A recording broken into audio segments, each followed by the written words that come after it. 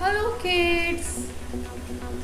Today let's learn how to write a small J in cursive.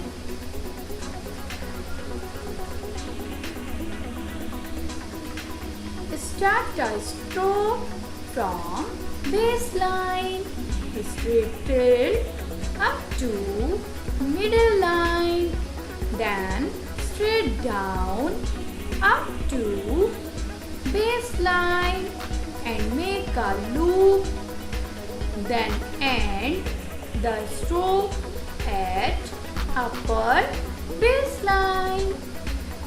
Now add a dot at the top of J. It is a small j. One more time.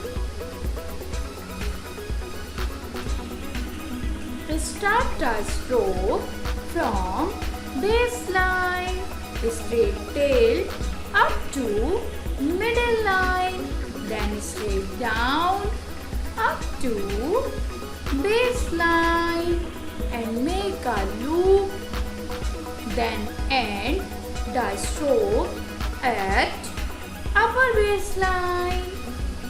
Now add a dot at the top of J.